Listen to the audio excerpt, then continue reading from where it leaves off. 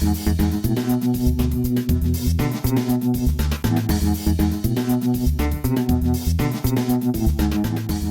and welcome to the latest edition of the SportsPro podcast. This will be the last news show we do this year. Next week you will get our annual traditional Christmas quiz episode, which was recorded before this and more chaotic than usual, I would say. Got a couple of the guests who are going to be quizzing with me next week in the SportsPro studio. Hello, Steve McCaskill. Hello, Ed Dixon. Hello, Tom. Hello, Tom. Right, fellas, we have a nice agenda, I think, for this week's episode. Maybe people won't be surprised by this. Top item on my list of news briefs was the Club World Cup. Now, the reason this was the top item on my list of news briefs was because a rather large deal kind of came a little bit out of nowhere, and that is that DAZN are going to be paying $1 billion to broadcast the Club World Cup around the world. Everyone doing the little pinky thing from Austin Powers there. That's going to be a reference that not many people get. FIFA, of course, have struggled to get a broadcaster for this tournament. They previously were in talks with Apple. That collapsed. And yet here we are. They have a global broadcast deal and they've got $1 billion. Let's start with Steve McCaskill. Who won this deal? Have FIFA won? Have DAZN won? Has everyone lost? I don't think anyone's lost, but I'm not sure. Okay, fine. FIFA's won because it's got a broadcaster. It's got, I cannot say $1 billion anymore. It's not surprising. It's got $1 billion for the tournament, which, to be honest, is not bad for a brand new competition. You know, it's for a month of football.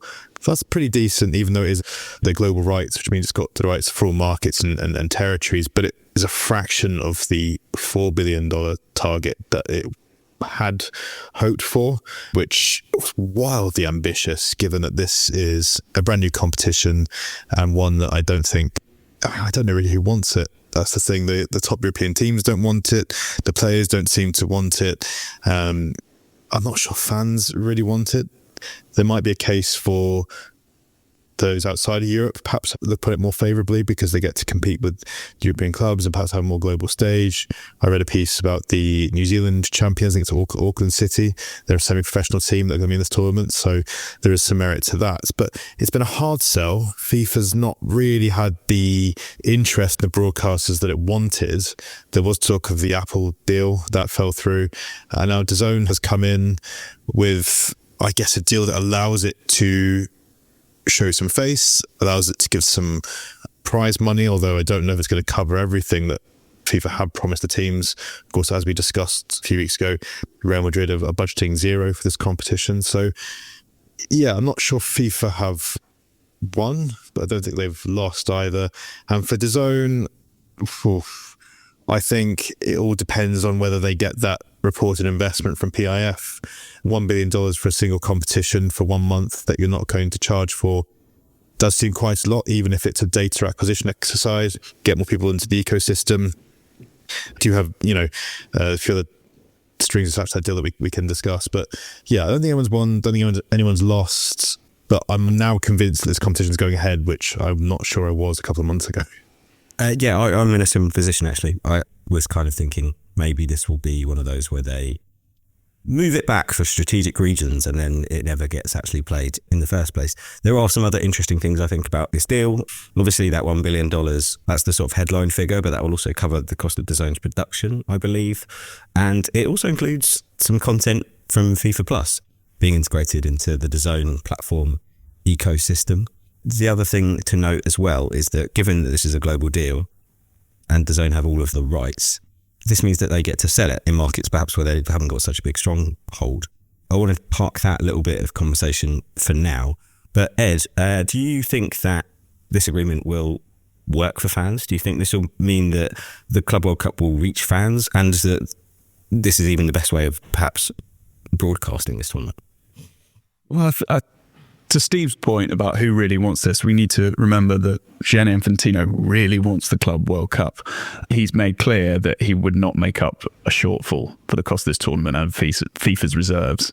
So they've had to come from elsewhere. They're coming from DAZN. As you said, Steve, $1 billion is nothing to sniff at, especially for a tournament, that's gone through a major revamp. It's 1 month, just reimagined. I mean, having a global broadcaster It makes sense for several reasons. It seems an absolute lifetime ago that Apple were reportedly in talks with FIFA for the Club World Cup. Presumably they were looking to take a similar approach that they do with MLS Season Pass, global broadcaster. You sign up and you go from there. I think regardless of how easily accessible it is for fans to access the Club World Cup, I'm just much like Steve, I'm trying not to sound too cynical, but which is difficult when it's near the end of the year. Christmas is coming, but it sort of feels like the accessibility will be relatively easy because of how freely available DAZN is across multiple platforms. But will the appetite be there? I'm not sure.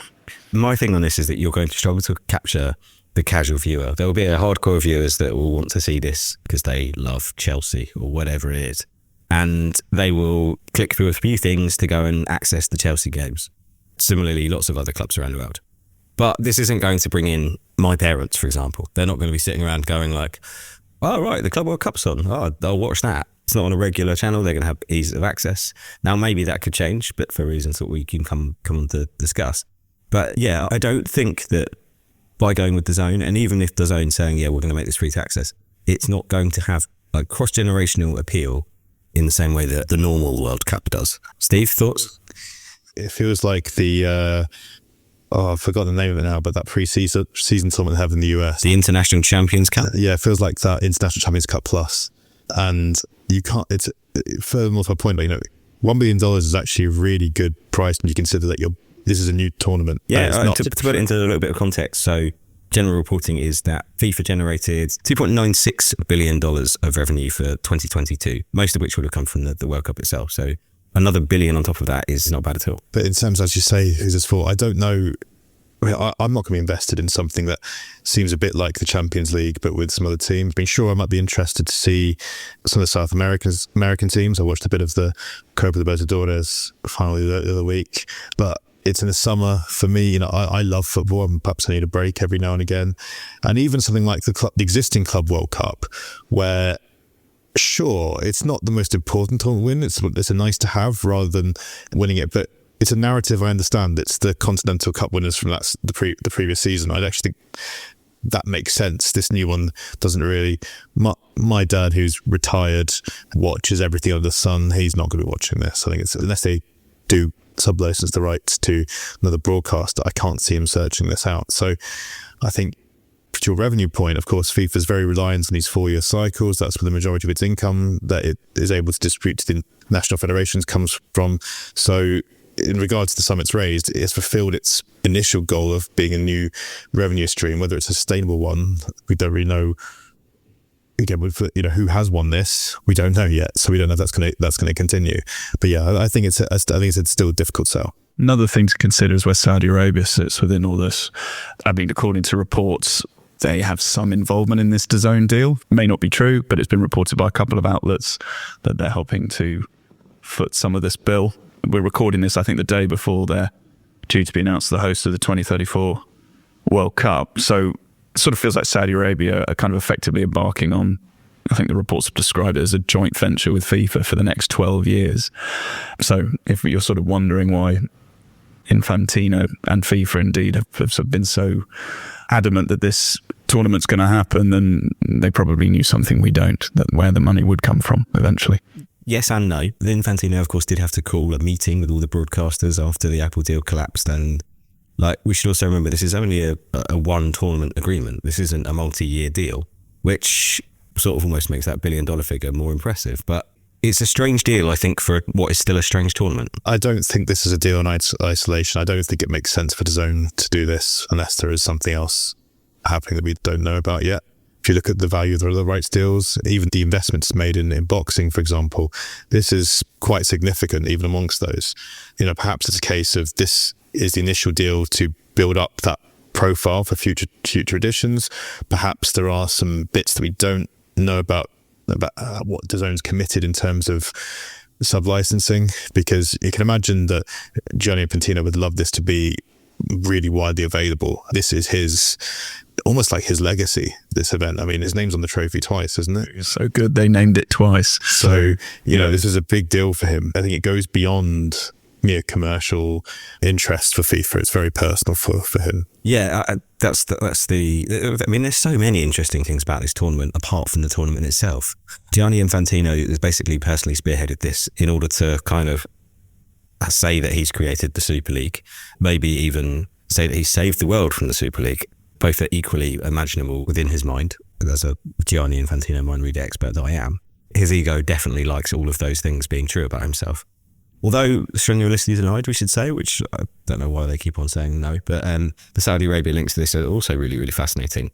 Obviously, it's a soft power play related to the decision to basically award them the regular World Cup without much of a bid process.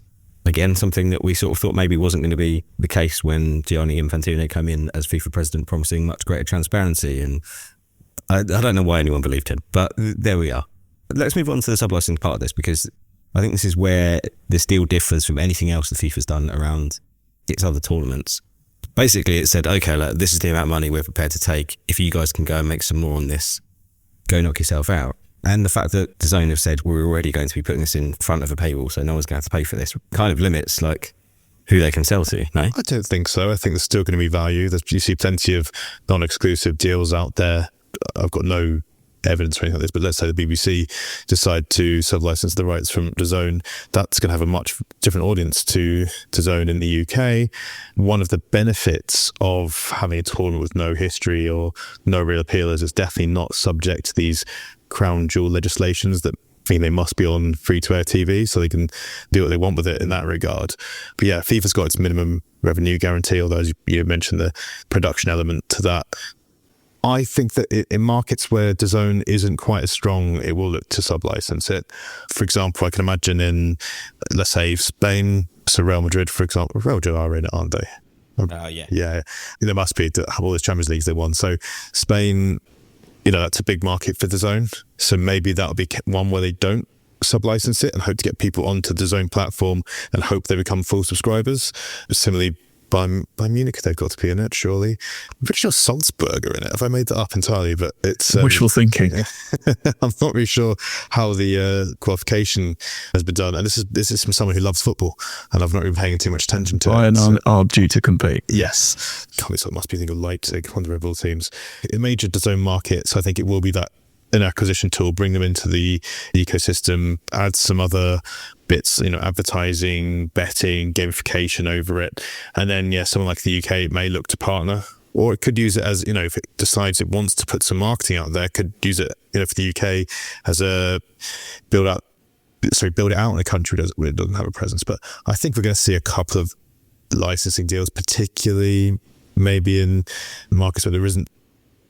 I'm just trying to think of a really good example of a place that would be a surefire place to do it, but I can't imagine they won't, if not, given that they have the option. UK actually maybe makes most sense. There's no DAZN linear channel here, as far as I'm aware. There maybe is a fast channel, but it's not something that's on people's radar particularly.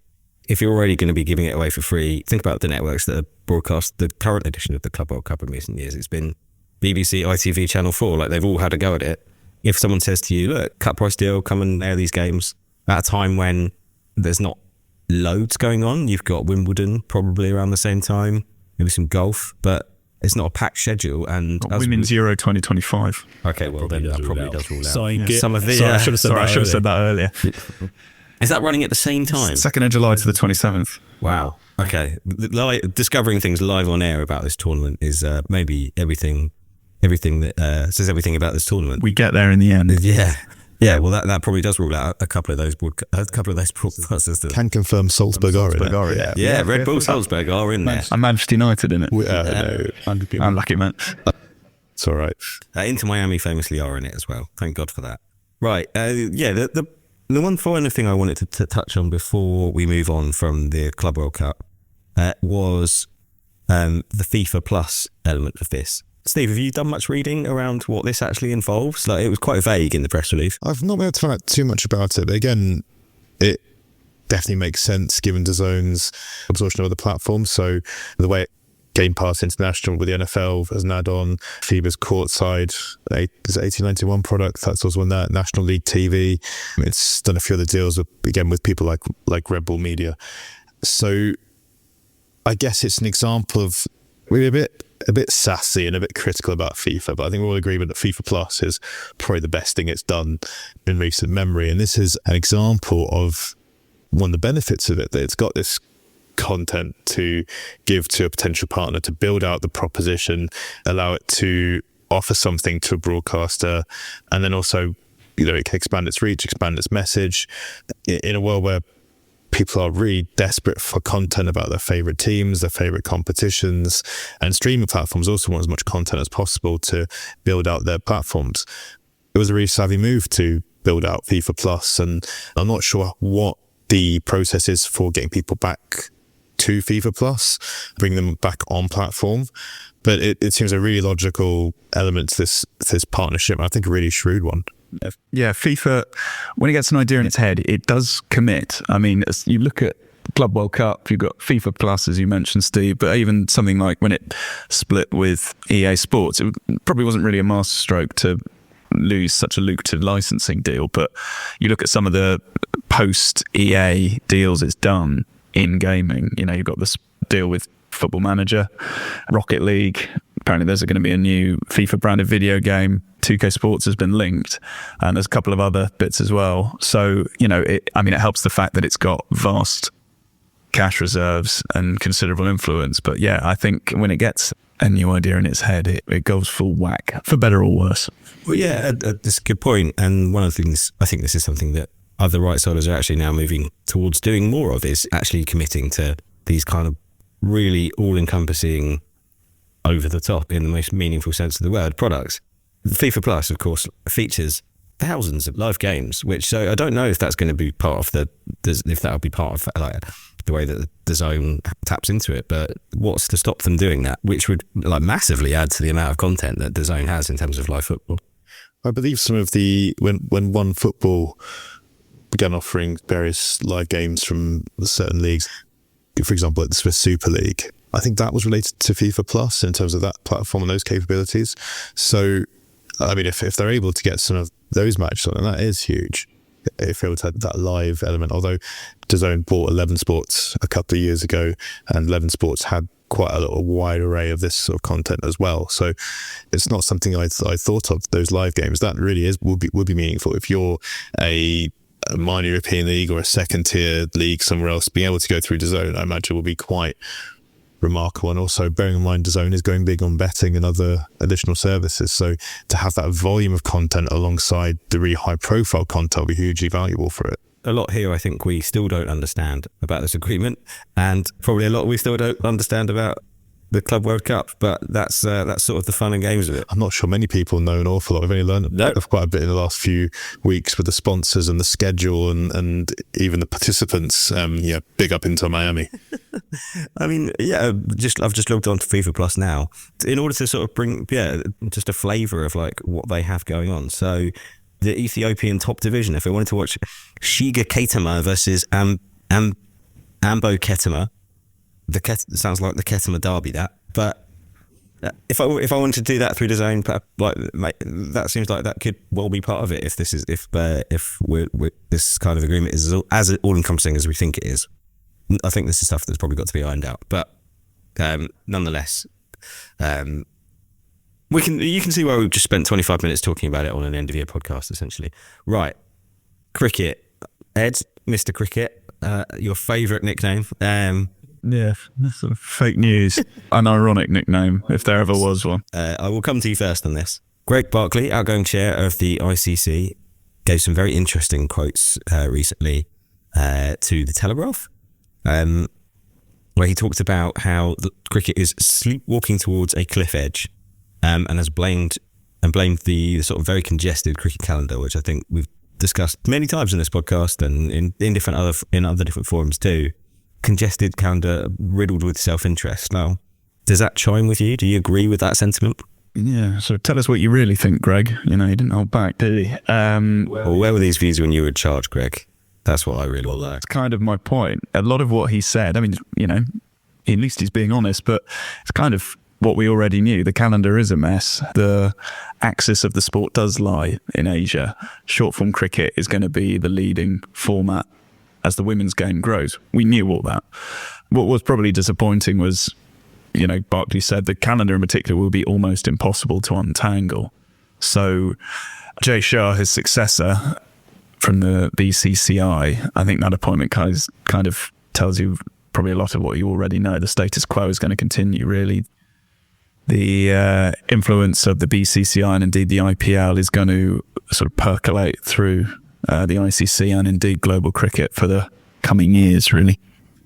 Yeah, and you can understand why from an Indian perspective. So if you look at where the money is in this, and Greg Barclay in that interview handily gave a very stark presentation of just the different levels of funding from the different parts of the world. So yeah, the ICC's most recent rights deal, they got 2.4 billion out of India, and then the next biggest one in the UK was Sky, which was 237 million. So 2.1 billion more reasons for the ICC to care about what the BCCI thinks than any other cricketing nation.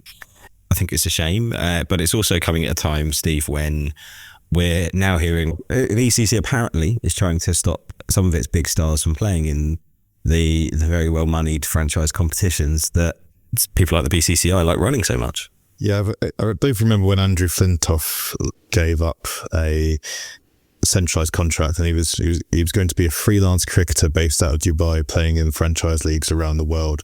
Well, that pretty much is most cricketers these days. They've got a nominal attachment to an English county, and then they go play, not just in the IPL, but also in the Major League Cricket or the Caribbean T20 or South African T20. A lot of these events don't necessarily clash with the county season. I think the IPL was probably one of the few. Major League Cricket is probably the biggest one. But if you have an attachment to a county, you have to get an exemption. And these have kind of been, I guess, just an administrative thing. You're always going to get it, but the suggestion now is that it'll be harder to get them, in a bid to protect, the 100, which is the ECB's belated, I don't know how to describe it, not necessarily flawed attempt to get involved in this franchise game. So you've got this really congested calendar. You've got players who, quite understandably want to make the most of their career financially. I don't think anyone begrudges that. But the whole structure is just it's a mess. It feels like the various governing bodies aren't moving in the right direction. There's too many competing vested interests.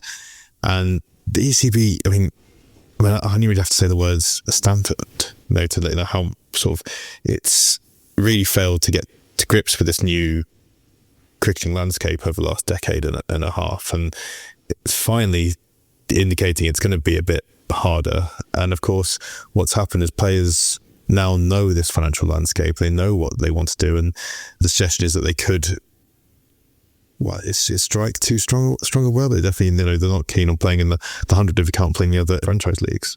And that'll again come back to the big thing for this will be the first test match where a really recognised global star, and I'm just going to chuck one name out, Harry Brook. There's been no names linked to this whatsoever, but say if Harry Brook was to be like, I'm not playing this test match, I'm not playing the 100. This stuff doesn't matter. And by the way, I have no intel or any kind of, Harry Brook may be coming out and saying the complete opposite, but he is currently the big rising star of English cricket. And if he was to suddenly disappear from the test team because of the fact that, not even the fact that he doesn't want to play test cricket, but just because he wants to have the option to play cricket elsewhere, that's going to be when this really comes home to roost. Yeah, well, Brook is actually an interesting example. He does have a central contract with the ECB, but he is one of England's few multi-format stars. He's prolific across tests, ODIs and T20, so his schedule is very, very busy on top of his franchise commitments. So yeah, you feel something has to give. And I think for the ECB, with these new policy changes, I personally don't think players will strike. Again, that was one of the reported discussions that they're considering. It's not something that they're actively trying to put in place as far as we're aware. But what I would say is the player boycott never really a good time for that. But it comes as the ECB is trying to sell stakes in the hundreds teams to potential investors. So anything that's going to potentially knock down some value, I think it is going to. From a personal perspective, I think you're probably bang on, Ed. It sounds to me like one of those things that's given to a reporter by someone with a vested interest in making sure that they or their employer gets the outcome that they want. And this is definitely all at the kind of fugazi stage as far as I'm concerned. But what it does indicate to me a little bit is that perhaps, okay, the ECB, as Greg Barclay said, is the second biggest backer of the ICC in the world, but it may have overplayed its hand here. Yeah, I think if you're looking at what we said right at the top in terms of the epicenter of the global game, of course it's South Asia and it's India. The ECB, while still influential, I don't think we should dismiss the ECB's influence in world cricket. It's definitely, after India, it's definitely incredibly influential, particularly as the ICC tries to keep Test cricket. It feels like England are going to be hugely important in that. But even small things like, I said that, you have normal attachment to a county. The IPL is offering year-long contracts now. And so therefore that's a very small shift in balance of how the game is evolving. I think, as Ed says, I'd be stunned if there was actually anything approaching a strike. I can't imagine a player ever decline, at least right now, decline play for England. I think the ECB, sure, it's got the private equity interest in the 100. The 100 has been, I guess, a success to some metrics, but it's not the IPL yet. It's not quite got as much control as it would like. So whether it's overplaying its hand is the right term, I don't think it was difficult to see it coming out on top if there was a huge player revolt. Edge, do you concur with that? No, I would agree. There are a couple of other things worth pulling out from Greg Barclay's interview that just sort of reinforce the fact that sort of the global game of cricket, there's quite a lot in Jay Shah's intro, essentially. Greg Barclay, he sort of wondered if the West Indies were better off splitting into island teams, for example. He also talked about how the merger between Disney and Reliance is going to cut competition for broadcast rights in Asia, which obviously is by far and away cricket's most lucrative market, as we've been discussing. He's also suggested that, the unique kind of structure of cricket governance, which is quite unique in a sense, because the way the ICC works, it consists of full members, and then essentially you've got everybody else, associate members, etc. So his direct quote was, you could surely just dispense with that and go, okay, someone's number one and somebody's number 120. So what he's implying is, you just move up and down, you get ranked on performance on and off the field. Of course, the higher up you go, the more money you get, the more exposure you get. And if you're not performing, then you go down. I don't think that's going to happen. But the point is that cricket is, there's a lot of games, and there's a lot of haves and and even more haves nots. And realistically, I don't think that's going to change. And I think it needs to, for the reasons we've discussed. How would you untangle this mess? What's the first thing? I'm not proposing we're going to be putting together a dossier and sending this off to the ICC. But what gives, what goes, what changes? Well, this is the problem. Nobody wants to get rid of stuff. So you would probably have to try and do a collective cut down across all the full members. Each of them plays X% less of games universally across the board, and the ICC perhaps compensates them for loss of revenues. Does it have the financial means to do that? And is there the appetite from national cricket boards to do that? No, but something like that is probably what would have to happen. Is there a case where the IPL franchises take a bigger interest in the other T20 leagues, and therefore they almost dictate the terms of how players move in terms of windows for different competitions? So perhaps it emerges as only about 3 or 4 leagues. So, IPL, Big Bash, 100 and Major League Cricket, and then the rest are deemed on a different level, and therefore the top players don't go into those. But people would then sort of, to play devil's advocate, Steve, they would then say, well, that's just giving you more power to the BCCI, which is an issue in itself. But I understand it's an incredibly complex issue, and why we're sat here and not in Jay Shah's seat. Yeah, in terms of a calendar, that's one thing could happen. So I think we're all here, we all quite like Test cricket. I mean, I do think that's already kind of happening though, right? Because you've got so many of those IPL teams owning franchises in other leagues that they're going to have soft power, even if it is not absolutely handed over to the top. If you've got a couple of Indian franchises to buy some 100 teams, they're going to be making sure that those interests are protected. They don't want their 100 team failing or that competition not working. As long as they're big cash cow, the IPL is fine. They certainly will prioritise that. But otherwise, where their financial interest is also going to be where they're going to think that the calendar should go. I think Ed's probably right. Ultimately, this will come down to someone having to give something, and do you know what? It will probably be the Associate Nation stuff. It will probably be smaller stuff. And it will be things that like has been shown that cricket fans don't care about. That's 50 over cricket outside of the World Cups.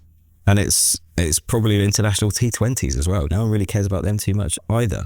I think cricket is going to be eventually franchise T20, some test, and maybe the Cricket World Cup 50 over competition. Well, is there a case that outside of, let's say, I don't know, 3 or 4 tours, there's no need to these lengthy international tours anymore based on fan demand? You know, you've got the marquee test series, and is it just some cricket being played for the sake? I'm a traditionalist. I grew up watching tests, but there are some series where it does struggle to maintain my interest. Obviously, Ashes, South Africa, India, they're always big things. So maybe that's another area. And I know it could become a bit like like Lions tours in rugby, right? Where they're almost they're so big that they carry their own IP, for want of a better word, but across multiple years. And yes, they're not played as regularly, and you don't get there's not a general supporting cast of other bilateral series which are of a similar standard. But it's such a big standard and such a big marquee moment that it kind of carries itself. Just put the Ashes on free-to-air telly, then you can have as much pyjama cricket as you want. I think everyone in this room would probably agree with that sentiment, Ed. So let's move on to our final topic for this week, and that is the Bundesliga. The Bundesliga has finally emerged, we think, from its right sales process, unless someone else sticks out a legal challenge in the next week or so. And pretty much it looks exactly the same as before. There's 2% more money for the teams. The same broadcasters are broadcasting the games. There's just a slight little mix around on who gets what. Who wants to explain this one? I can begin. Basically, Bundesliga is looking for new media rights partners, new deals rather. It's stuck with Sky and DAZN. There was a legal challenge in that DAZN had made a more lucrative bid for the largest package of games, but the Bundesliga wants to stick with Sky, which is a long-running partner. It went through the courts, and now what we've emerged with is a very similar deal to what had been agreed, where Sky is showing the majority of live games on Saturdays, and then DAZN is showing games on Sundays. The big change is the conference, package. Conference is basically red zone, but for football, just without Scott Hansen, without as much studio presentation. It just seems to switch between the games depending where. It's not even that. At least the last time I watched it, it wasn't even like red zone where it goes to the most exciting game. It just tends to just switch habitually. Yeah, for UK listeners, imagine Champions League goal show. Something along those lines. Yeah. I think that's the only real comparison that we have, or even what Amazon did the other night with Jeff Stelling. I don't know if you saw that. They had the Premier League all they've been doing this for a few years. I've never actually watched it. It was sort of like an exciting thing that they promised them, but everyone just tends to watch their team they want to watch, don't they? Much. But the conference tends to be a bit more popular in Germany because it's got a longer tradition. So that's the main difference in terms of package. From a financial standpoint, it's got a 2% increase of value, which in the current market is pretty good. Given that, I think even if you get a flat deal, that's pretty good in the current market, given what's happened in the last few years. Unlike what's happened in France, for example, where the value of the DVD has gone down, few people are interested. The Bundesliga has managed to keep everyone on sides, managed to increase the Verbus deal. I think maybe the only thing is perhaps it's the fans maybe that are losing out on this. Because if you do want to watch the conference, you really do have to get DAZN now. It's always worth pointing out when we talk about Germany, not a massive pay TV market, especially compared even to the UK. So the idea of having a popular show like the conference now on a different broadcaster, that will be a major change for fans in Germany. But yeah, to your point about the slight increase in revenue, that should probably be seen as a win, and also speaks to, I think, the strength of the Bundesliga as a brand in Germany. I think I'm right in saying that this is the second biggest domestic rights deal in Europe. Maybe Spain is sort of neck and neck. I think it's just pipped La Liga. But La Liga generates much more overseas, and that's really where the sort of the rankings come through. And I think La Liga is going to market pretty soon with its own rights, so it'll be interesting to see. We got the big five data in Europe on SportsPro last time I saw. So trying to think how that order goes. It's definitely Premier League, Bundesliga, and then I think it's La Liga, and then Serie A, and of course our friends at Liga who I think we've discussed before, kind of had a bit of a mare with theirs over the last few years, and Bundesliga showing how important it is to keep existing partners on side there. Yeah, this is something I've written about a few times actually, is that need to please to make sure you're not alienating basically your biggest backer. Yeah, Ed, did you have any other takeaways on this? I think you and Steve summed it up pretty well. I mean, Germany has suffered slightly from a less competitive marketplace. DAZN has arguably revitalised the rights market there. This has come down to the competitive nature of the market. They have achieved some growth, as you said, and I think given what's happened in France and Italy, I think overall it's a solid and unspectacular result, but it gives clubs that certainty, and indeed the broadcasters as well. And a lot can happen in the next couple of years in the market, so it provides, for better or worse. So it adds that level of security that you think something like a Liga would probably be absolutely, with the benefit of hindsight, wish they'd maybe played their hand a little bit better. Yeah, I'm sure there were a few over at Liga Towers wondering why they quite played it the way they did. Right, that seems like a pretty good place to finish the podcast. Probably before we go, let me remind you about the SportsPro WhatsApp channel. You can find the SportsPro WhatsApp channel on WhatsApp, unsurprisingly. All you have to do is search SportsPro, and you can join many, many others who access our live feed of content. We share pretty much everything on there, so if you're looking for anything SportsPro and you want to know the best place to get it, X is rubbish and WhatsApp is way better, so follow us there.